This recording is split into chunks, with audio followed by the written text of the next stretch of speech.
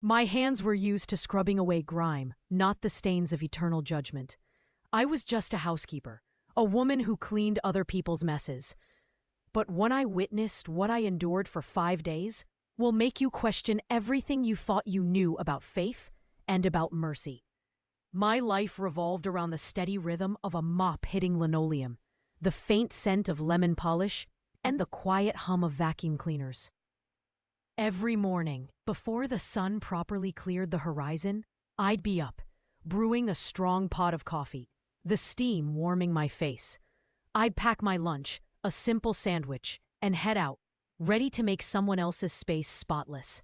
I took pride in my work. It was honest. It was clean. I saw myself as a good person, a faithful person, always in church on Sundays, always saying my prayers. I often thought I knew what good looked like, especially in others. If this nudged something in you right now, I want the truth, because the truth I learned is far more complex than any polished surface. Then, things started to feel off. It began small, almost imperceptibly. One Tuesday, I found Mrs. Henderson's antique grandfather clock. Usually a steadfast sentinel by the foyer, silently stopped at 3:17 a.m. It wasn't unplugged, just frozen. The air around it felt strangely heavy, like thick velvet. A shiver, not from cold, traced its way down my spine. The next day, a dull, persistent ache settled behind my eyes, pushing outwards. It wasn't a headache, it was more like pressure, a physical weight on my very thoughts. A low, constant hum started in my ears, like a distant, forgotten generator, but it was inside me. It grew louder, a buzzing that vibrated through my bones, making my teeth ache. My hands, usually so steady, began to tremble. I felt a sudden, dizzying lurch, like the floor beneath me had dropped out. But I was standing perfectly still. The world seemed to tilt, and for a moment, the vibrant colors of the living room seemed to drain away, leaving everything in muted, sickly grays. I felt a cold knot tighten in my stomach, a premonition. The edges of everything started to blur. The precise lines of the wallpaper, the sharp gleam of polished wood, they softened, melted. The buzzing in my ears became the only sound, swallowing the distant chirping of birds, the gentle rustle of leaves outside. It was a profound, suffocating silence, yet it roared louder than any thunder. Time lost its grip. Minutes stretched into hours, or perhaps seconds collapsed into eternities. I couldn't tell. My breath caught in my throat. I felt like I was falling, but without movement. Just a profound, unsettling descent into something unknown. My body felt weightless, yet simultaneously crushed. I closed my eyes, and when I opened them, the world was gone. If you believe consciousness continues, right, I believe. Because what I experienced next was beyond any physical realm. The air hit me first, not with a temperature, but a texture. It was thick, like breathing through a dirty, wet burlap sack, heavy with a stench I can only describe as burnt ambition and rotting regret. A metallic tang, like old blood and rust, coated my tongue, making me gag. The light, if you could call it that, was a perpetual twilight, a sickly bruised purple-red that seemed to absorb all warmth, leaving a cold, hollow space inside me. Every breath scraped against my lungs, a raw, burning sensation. I felt a dull, constant ache in my chest. A pressure so immense it felt like my very soul was being squeezed, pressed flat. The ground beneath my bare feet was not solid earth, but a strange, gritty ash that clung to my skin, cold and damp, yet strangely hot in places, like embers hidden beneath soot. I looked around, my eyes straining in the dimness, trying to make sense of this new, terrifying reality. My heart pounded, a frantic drum against my ribs, echoing the dread in my gut. I was no longer in Mrs. Henderson's pristine living room.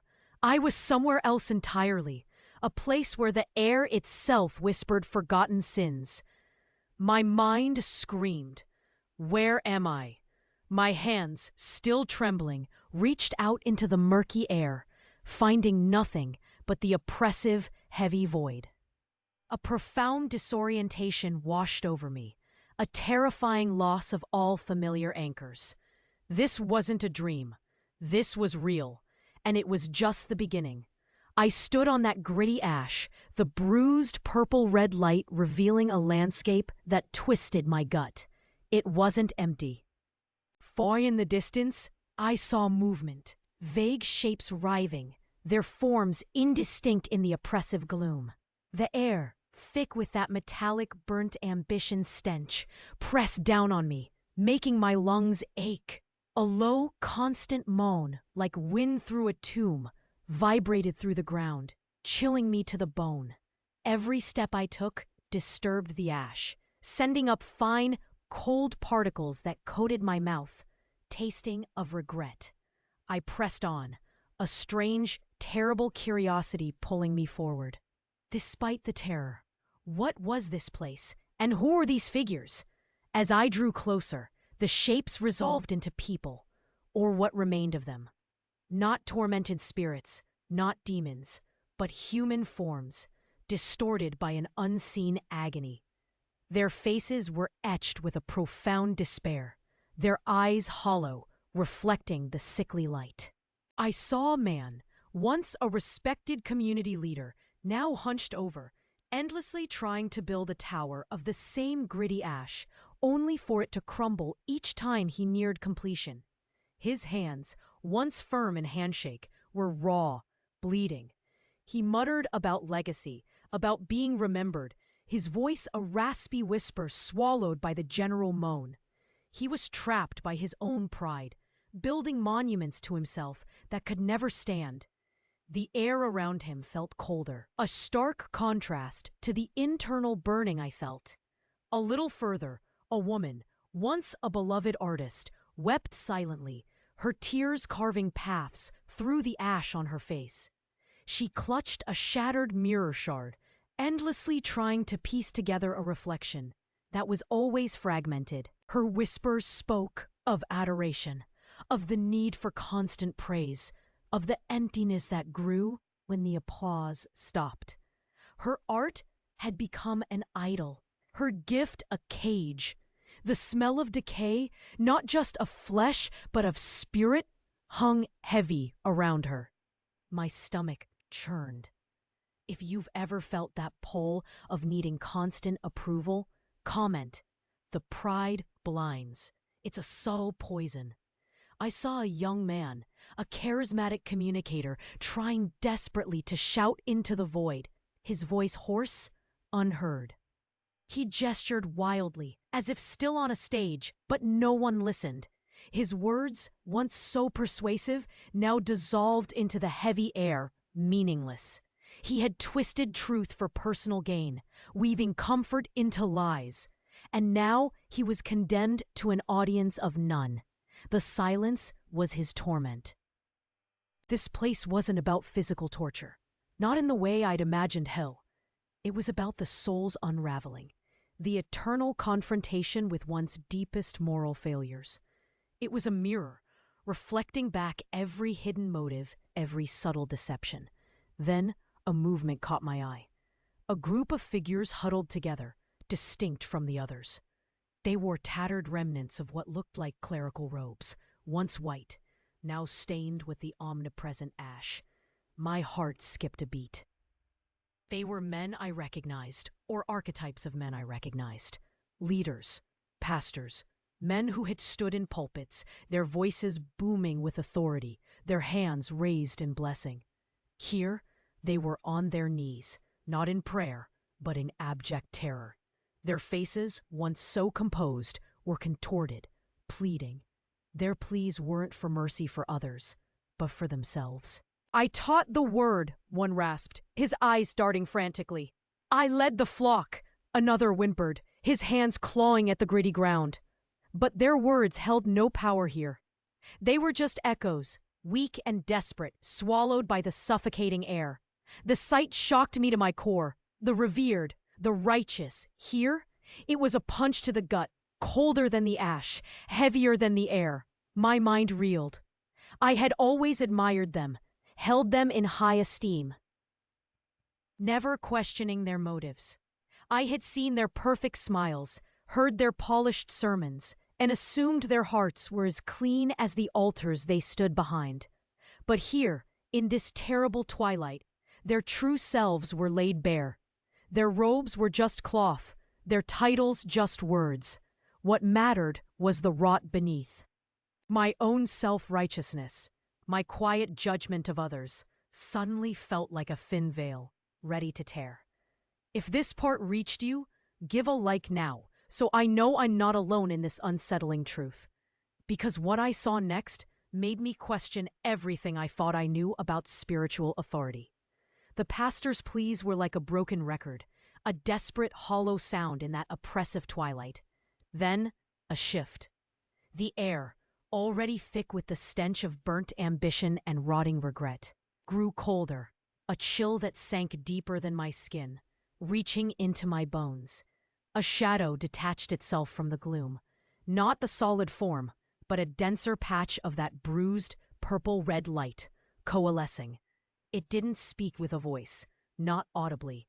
Its words were thoughts, sharp and cutting, echoing directly inside my skull. Look closely, little cleaner, the thought slithered, cold and mocking. You see their decay, their grand pronouncements, their pious faces, all a lie. But what about your clean hands, your spotless floors, your quiet pride in being good? Is that so different? A wave of nausea hit me, stronger than before, as if the air itself was pressing down, trying to crush my chest. The low moan that vibrated through the ground seemed to amplify, becoming a chorus of whispers, each one hinting at hidden faults, at secrets I kept even from myself. Because the deception here was profound, aiming straight for the heart. The presence seemed to expand, filling the space, its coldness seeping into every pore. It didn't need to touch me. Its very essence was a chilling embrace. You judged them, didn't you? The thought continued, dripping with venom. Their grand sin, but your small judgments, your quiet satisfaction in their downfall? Is that not the sin of pride too? You scrubbed away dirt. But what about the stains on your own soul? My breath hitched. The metallic tang in my mouth intensified, turning bitter. My hands, still trembling from the earlier shock, now felt strangely heavy, as if caked in that gritty ash, though they were bare. I wanted to scream, to deny it, but no sound escaped. The pressure on my chest was immense, making it hard to draw air into my burning lungs. Its words were a chisel, chipping away at my carefully constructed image of myself. I, the faithful housekeeper, the good woman, the one who did honest work. I remembered Mrs. Henderson's polished silver, shining bright, reflecting my own pleased face. But how many times had I polished a surface only to leave the coiners dusty, hidden from casual view? How many times had I nodded along in church, thinking of the faults of others, rather than truly examining my own heart? The scent of lemon polish, usually so clean and comforting, now felt like a cover-up, a superficial mask over something deeper and more unsettling. The accuser's presence didn't diminish. It became an echo of my own inner voice, twisted. You saw the speck in their eye? It hissed. But what about the plank in your own? My mind replayed moments. The small, cutting remarks I'd made about a neighbor's messy yard. The quiet satisfaction when a colleague's efforts weren't praised as much as mine. My constant need to be seen as reliable, as righteous. A silent expectation of approval. It wasn't the grand public sins of the pastors, but it was my truth laid bare. A quiet, insidious pride, an invisible stain. The gritty ash beneath my feet now felt personal, clinging to my soles, a physical manifestation of my own moral dust. The bruised purple-red light seemed to highlight every flaw, every hidden motive I had ever harbored. My throat felt raw, not just from the burning air, but from the unspoken confessions bubbling up inside me. I had believed I was different, better, but in this terrible, honest place, I was just another soul, struggling with my own darkness. I had judged them, yes, and in that judgment, I had condemned myself. If you've ever felt that moment of piercing self-awareness, that gut-wrenching realization, say, abre meus olhos. It's a terrifying yet necessary step. The low moan of the landscape seemed to rise, a lament not just for others, but for my own unexamined heart. My hands, which had scrubbed so many surfaces clean, now felt dirty, not with physical grime, but with the weight of my own hypocrisy. I felt a profound sense of shame, a deep, unsettling sadness. All my life, I had prided myself on my integrity, on my simple, honest faith. But the accuser and the mirror it held up showed me a different truth. A truth that hurt more than any physical pain. My vision blurred, not from tears, but from the sheer force of this internal reckoning. I was no better. Not really. I was just more subtle in my failings. This realization, this stripping away of my self-deception, was its own kind of hell. The low moan of the landscape seemed to rise, a lament not just for others, but for my own unexamined heart. My hands, which had scrubbed so many surfaces clean, now felt dirty. Not with physical grime, but with the weight of my own hypocrisy. I felt a profound sense of shame, a deep, unsettling sadness. All my life, I had prided myself on my integrity, on my simple, honest faith. But the accuser and the mirror it held up showed me a different truth, a truth that hurt more than any physical pain. My vision blurred, not from tears, but from the sheer force of this internal reckoning. I was no better, not really. I was just more subtle in my failings. This realization, this stripping away of my self-deception, was its own kind of hell. The mocking presence of the accuser, a cold shadow in the bruised light, seemed to swell. Its silent words were a relentless drumbeat against my skull. See, all your cleaning, all your prayers, just a performance, a hollow shell. The gritty ash beneath my feet felt like a permanent fixture, cold and sharp, a constant reminder of my exposed flaws. I closed my eyes, wanting to disappear, to vanish from this terrible, honest place. The metallic tang in my mouth intensified, bitter and acrid. I was truly lost, adrift in my own self-condemnation. My chest ached, a deep, dull throb, as if my heart itself was bruised. I just stood there, paralyzed by shame, feeling the heavy, suffocating air press down. Then a shift. It wasn't a sound, not at first. It was a hush. The low, constant moan of the landscape didn't stop, but it seemed to recede, as if a gentle hand had muted its volume. The cold, mocking thoughts of the accuser, which had burrowed so deep, suddenly felt distant, like echoes from another room. A warmth began to spread. Not the burning heat of the embers under the ash, but a profound, comforting warmth that started in my chest and radiated outwards, chasing away the bone-deep chill. It felt like sunlight after a long, bitter winter, a gentle, healing heat. The air, still thick, seemed to lighten around me, carrying a faint, clean scent, like fresh rain on dry earth, cutting through the stench of burnt ambition. My eyes fluttered open. The bruised purple-red twilight had not vanished, but within it, a soft, pure light began to glow. It wasn't blinding, but it illuminated everything. It was not the accusing hiss, but a quiet, resonant voice, clear as a bell, yet deeper than any ocean. It spoke, not into my skull, but into the very core of my being, vibrating through every cell, every hidden corner of my soul. It spoke in simple, undeniable truths, words that felt like a verdict, yet also a lifeline. Your hidden motives are known.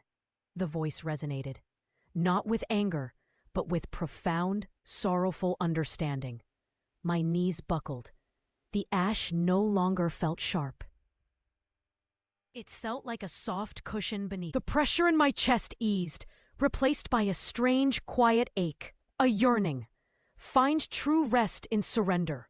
3 short sentences, 3 hammer blows that broke me open, but also began to mend.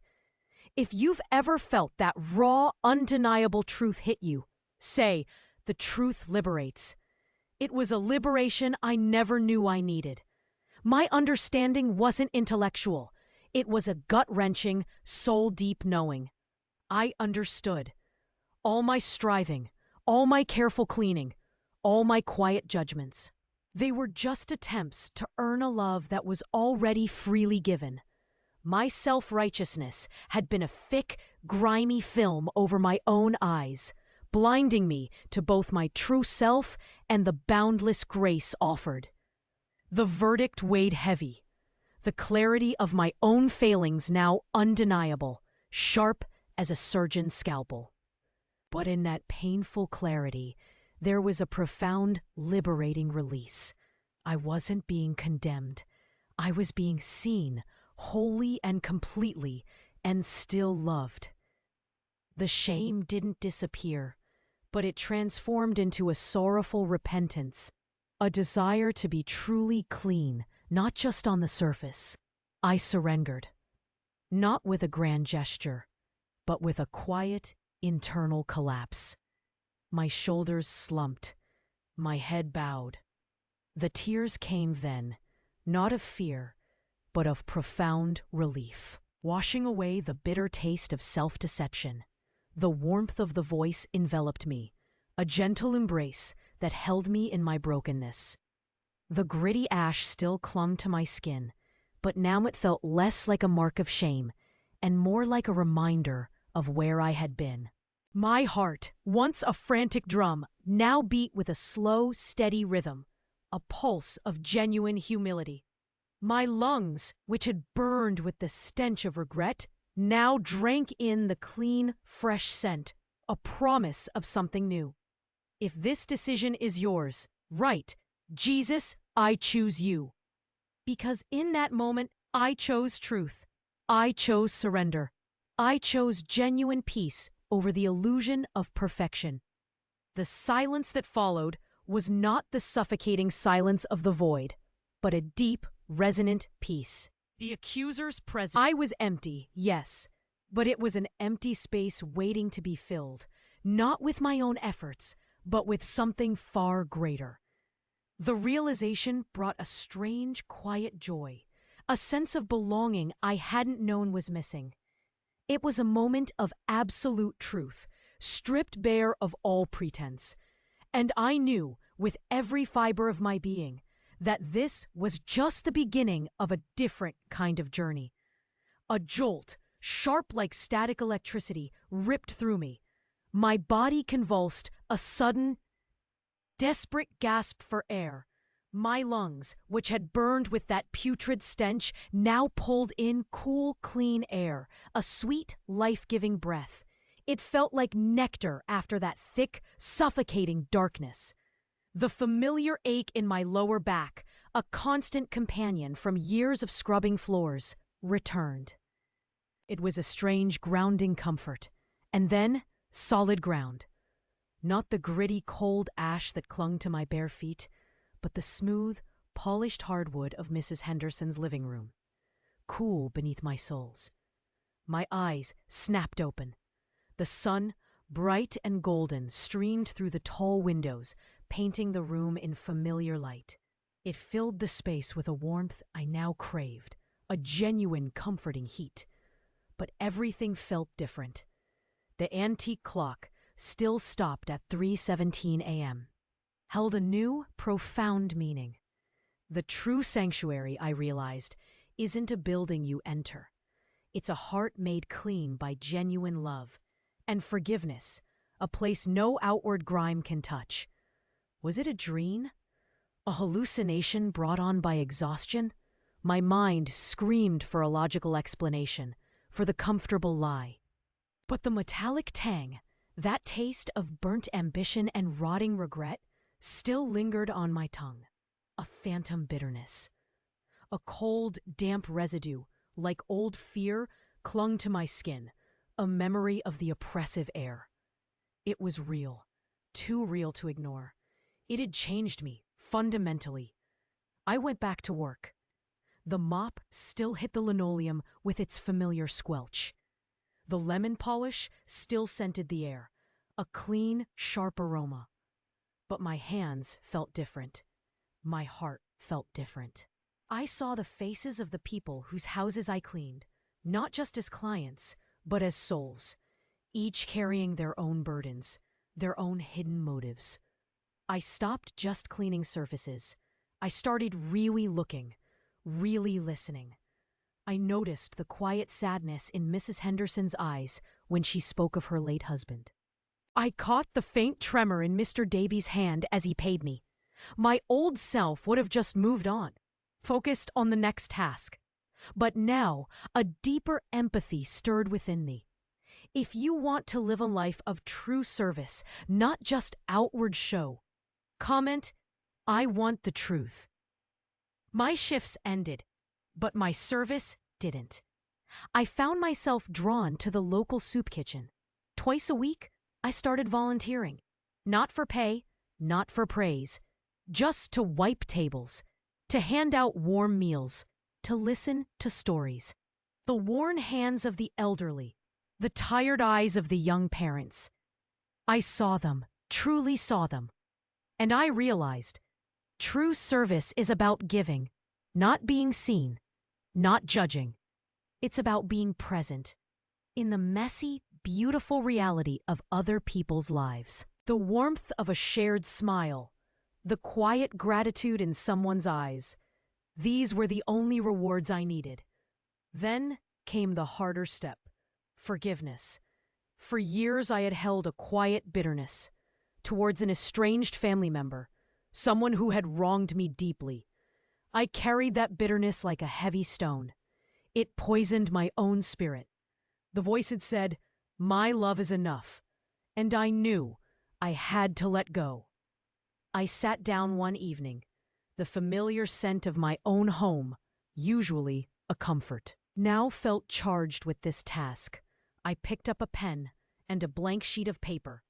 I wrote a letter, not to send it, not for them, but for me. I poured out all the hurt, all the anger, all the resentment, every single word.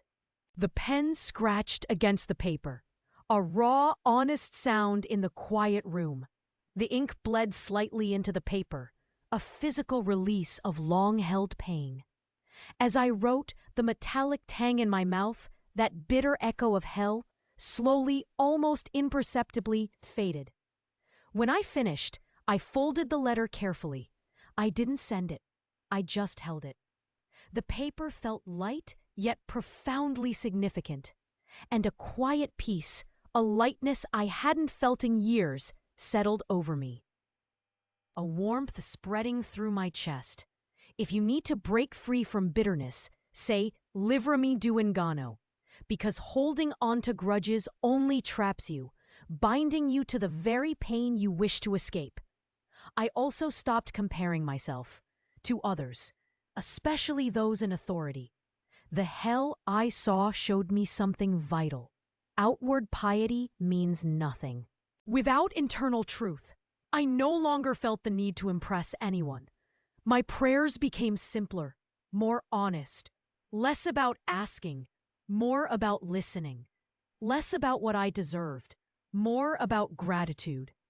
I used to look at the revered pastors, at their grand sermons, and feel a subtle pressure to be more, to do more. Now, that pressure was gone, replaced by a calm certainty. My walk with God was mine, and it was enough. just as I was. I also started to look inward, truly, to seek out my own hidden motives. My self-righteousness had been a major blind spot. Now I keep a small journal, not for grievances, not just on the outside. Finally, I began to share my story, cautiously, with trusted friends, with my sister. It wasn't easy. The memory of that bruised purple-red twilight, the metallic tang, the cold ash, it's still vivid. But I share it to help others avoid the pitfalls, to show that true faith isn't about outward show. It's about the heart, the real, raw, messy heart. So I ask you, where are you building your towers? What hidden motives drive your actions? Is your faith a performance or a profound private surrender? Do you look for specks in others' eyes while a plank obscures your own vision? This isn't about judgment. It's about truth, and it's a truth that sets you free. If you need to break free, if you want that genuine peace, say this with me right now. Jesus, I see my hidden motives. I surrender my pride. Cleanse my heart. I choose you and your boundless love today. Tomorrow morning, start fresh. Read one verse from the Gospels. Any verse. Let it speak to you. Then, adopt an attitude of grateful service in one small way. Renounce one small prideful thought or action you catch yourself doing. And reach out to one person, not to preach, but just to listen, to truly see them. Your journey starts now. And if you value stories that challenge and transform, subscribe to Testimonies of Faith. Walk with us as we uncover more profound truths.